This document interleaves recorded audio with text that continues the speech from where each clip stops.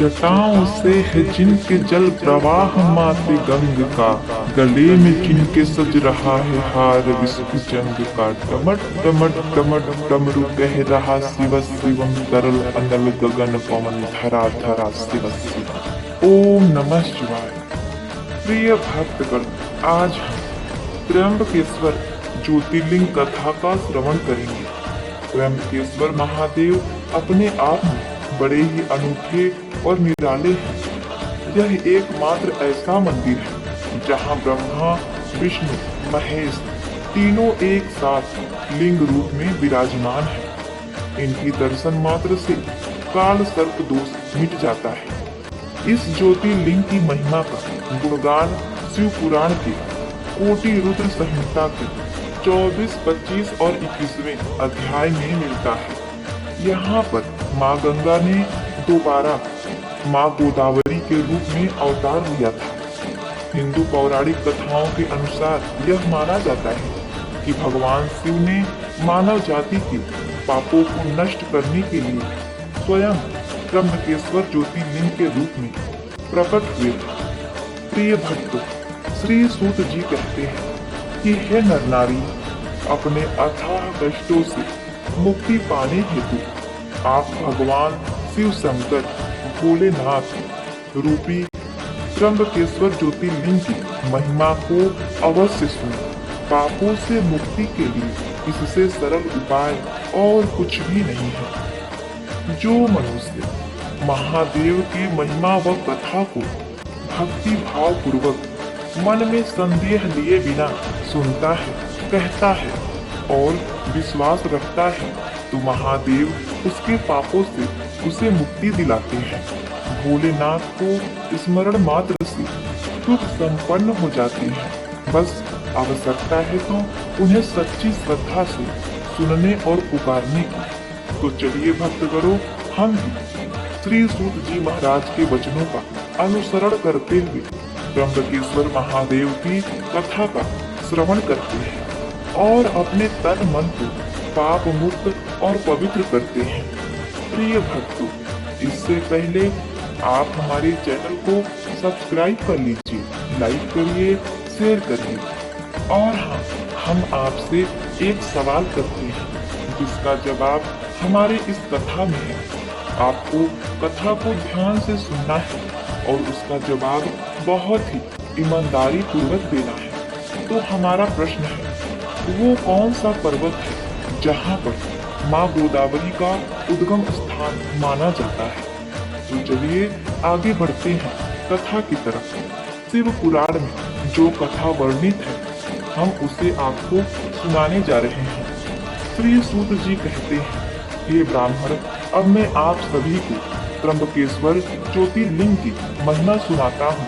आप सभी भक्ति भाव से सुने। एक समय महासती अहिल्या के पति ऋषि गौतम ब्रह्म पर्वत पर तपस्या कर रहे थे। उस समय वहाँ 100 वर्षों तक वर्षा नहीं हुई और दूसरा काल होने लगा। जानवर अन्न और जल के लिए तड़पने लगे और उनकी मृत्यु होने लगी। इससे गौतम ऋषि बहुत दुखी हुए, वे परेशान हो गए। इसीलिए उन्होंने वरुण देव की 6 महीने का तपस्या किया। तो वरुण देव प्रसन्न हुए और उनसे वरदान मांगने को कहा। महर्षि गौतम ने कहा, जानवर अन्न और जल के बिना मर रहे हैं। हमारे क्षेत्र में सूखा अकाल पड़ गया है, इसीलिए आप हमें तृप्त करें और यहाँ पर वर्षा करें। वरुण देव कहने लगे, हे ऋषि, मैं देवताओं की आज्ञा के बिना वर्षा नहीं कर सकता, लेकिन तुम पृथ्वी में गड्ढा बना लो। अब यह सुनने के बाद गौतम ऋषि ने पृथ्वी पर एक गहरा गड्ढा खोद दिया।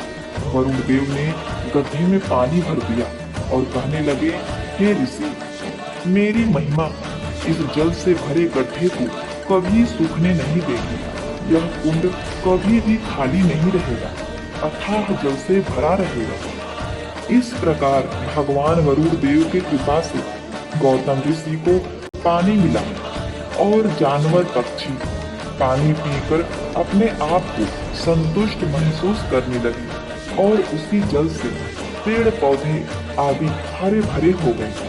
धीरे धीरे करके वहां से जो मनुष्य पलायन कर चुके थे वहां पे वापस चले आते हैं, और जो भी ऋषि मुनि वहां से पहले चले गए थे सूखे के कारण वे भी वापस चले आते हैं और आनंद से अपना जीवन व्यतीत करने लगते हैं।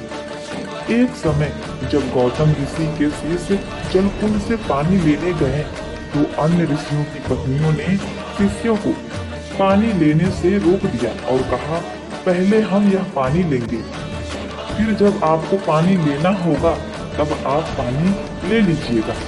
तो शिष्यों ने अहिल्या जी को बुलाया और अहिल्या जी ने शिष्यों को पहले पानी लेने की व्यवस्था की और उन्होंने ऋषि पत्नियों से कहा कि हे ऋषि पत्नी, जो व्यक्ति पहले इस जल के कुंड पर आया है उसे ही सर्वप्रथम जल लेने का हक है।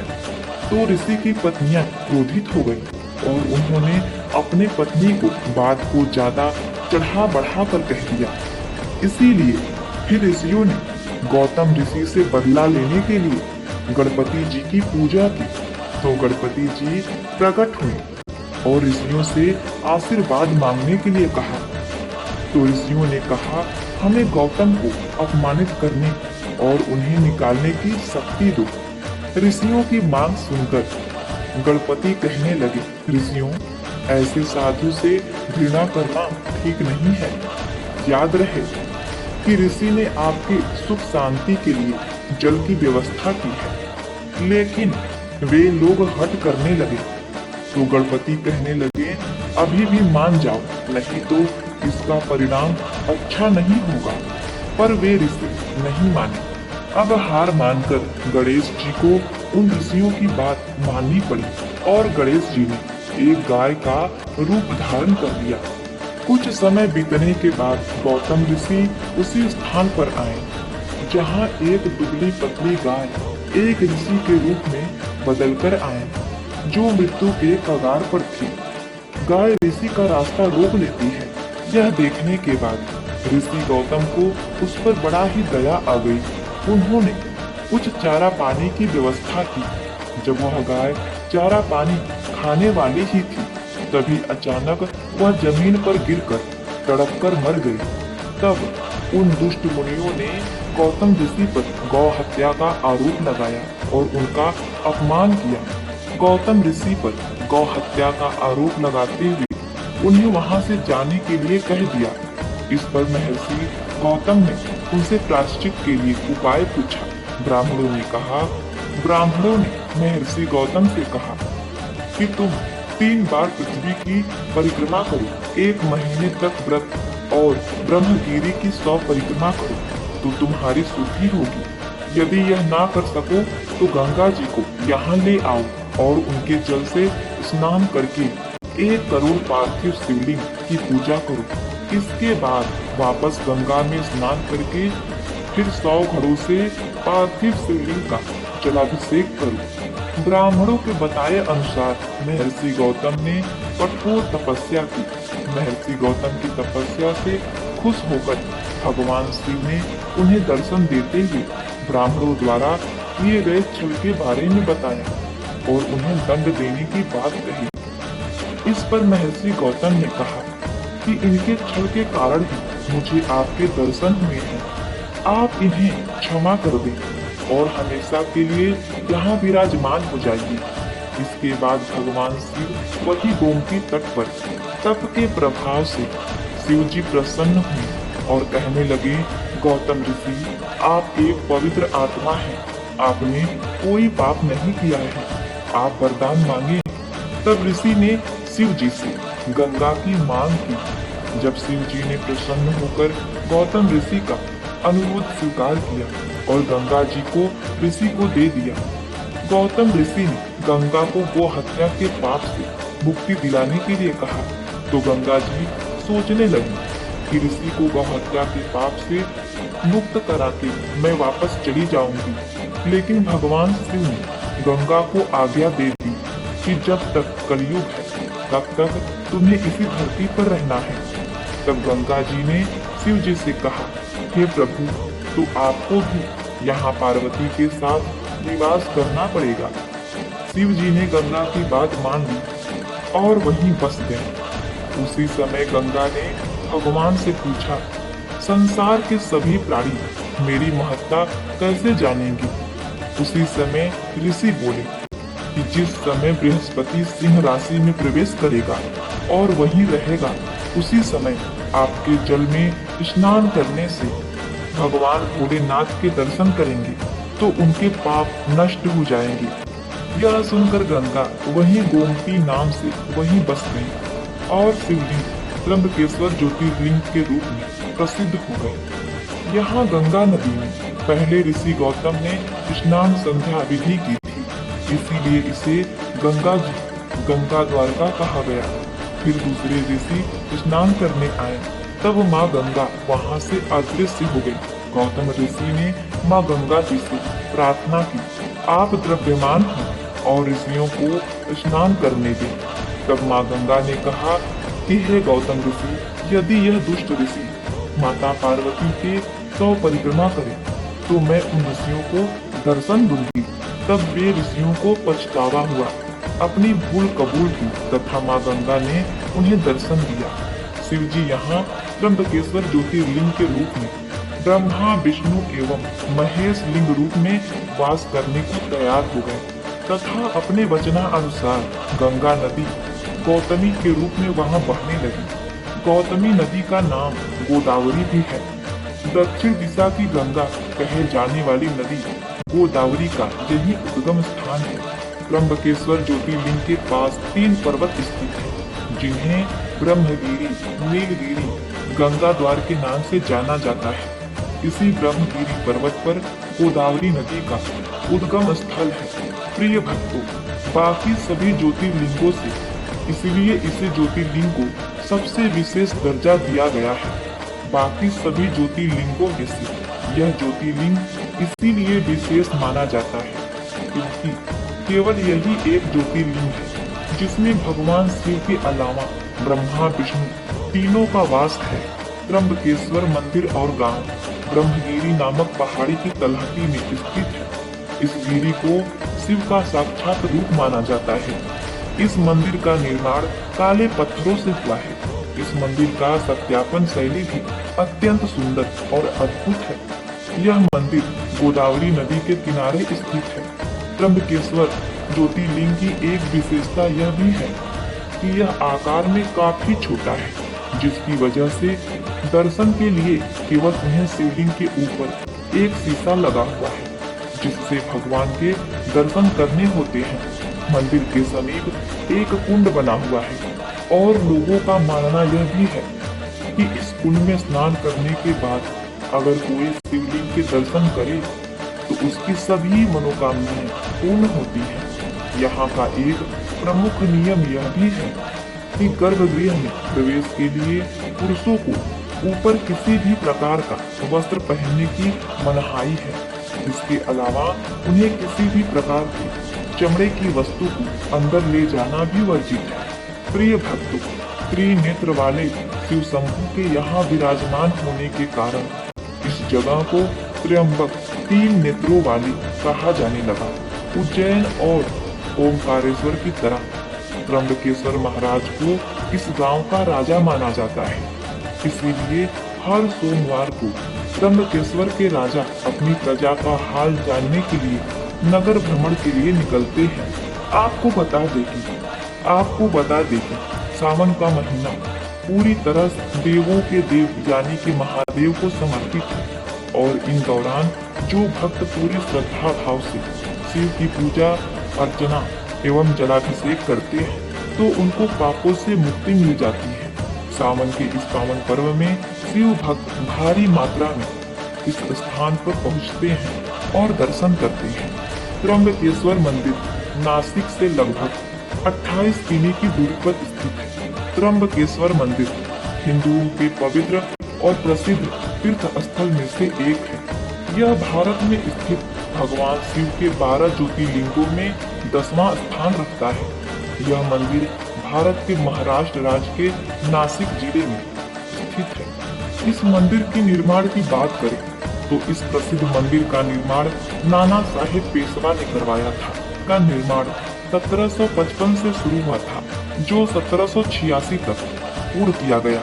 लेखों के अनुसार इस प्रसिद्ध भव्य तथा आकर्षक मंदिर का निर्माण लेखों के अनुसार इस प्रसिद्ध एवं भव्य तथा आकर्षित मंदिर का निर्माण कार्य के लिए लगभग 18 लाख खर्च किए गए थे।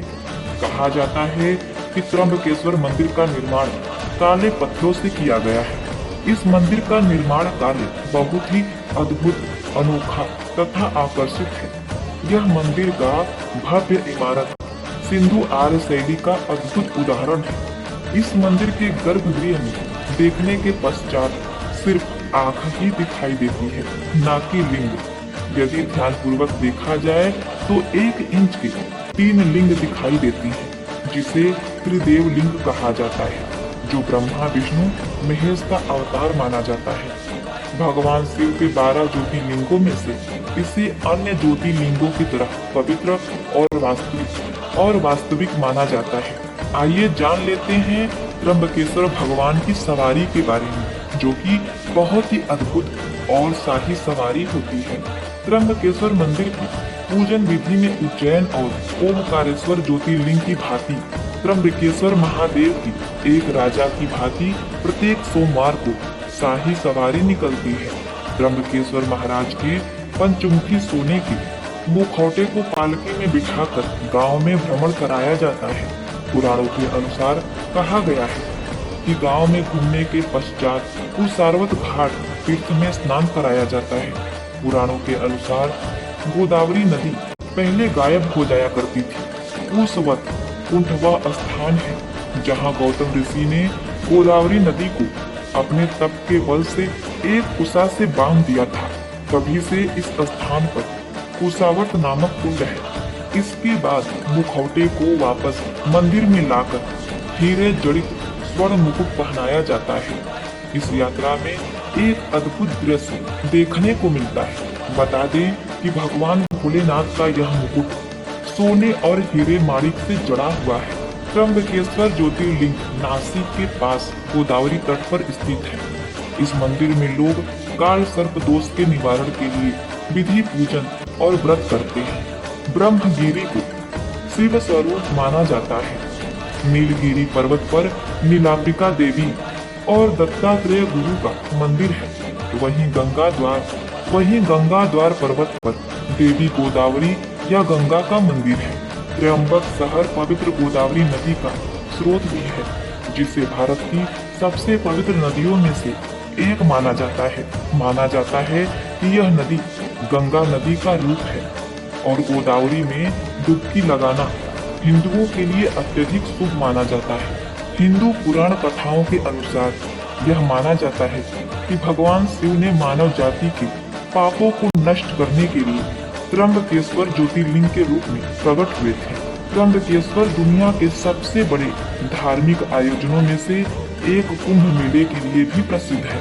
कुंभ मेला हर 12 साल में होता है और इस शुभ अवसर पर लाखों तीर्थयात्री गोदावरी नदी में पवित्र स्नान करने के लिए इकट्ठा होते हैं। त्र्यंबकेश्वर को भीमशंकर, दृढ़ेश्वर और परली बैजनाथ के साथ महाराष्ट्र के 5 ज्योतिर्लिंगों में से एक माना जाता है। ये 5 ज्योतिर्लिंग मिलकर एक तीर्थ यात्रा का रूट बनाते हैं, जिसे पंच ज्योतिर्लिंग यात्रा के नाम से जाना जाता है। इस मंदिर के पंचकोशी में काल सर्प दोष शास्त्री, त्रिपिंड विधि और नारायण नागबली की पूजा संपन्न होती है, जिन्हें भक्तजन अलग अलग मुराद पूरी करने के लिए करवाते हैं। शिव पुराण के अनुसार ब्रह्मगिरी पर्वत के ऊपर जाने के लिए चौड़ी 700 सीढ़ियां बनी हुई हैं। इन सीढ़ियों पर चढ़ने के बाद राम कुंड, लक्ष्मण कुंड मिलते हैं और शिखर के ऊपर पहुंचने पर गोमुख से निकलती हुई भगवती गोदावरी के दर्शन होते हैं। तो प्रिय भक्तों, यह थी बाबा त्र्यंबकेश्वर की दर्शन कथा और उनके रहस्य की संपूर्ण जानकारी। आपको यह जानकारी और कथा कैसी लगी? अगर आपको यह जानकारी और कथा अच्छी लगी है तो आप हमारे वीडियो को एक लाइक अवश्य कर दीजिएगा। और हमने जो प्रश्न पूछा था, गोदावरी नदी का उद्गम स्थान किस पर्वत पर है, उसे जरूर बताइएगा। प्रेम से बोलिए ओम नमः शिवाय। प्रिय भक्तों, मिलते हैं नेक्स्ट वीडियो में। तब तक के लिए नमस्कार।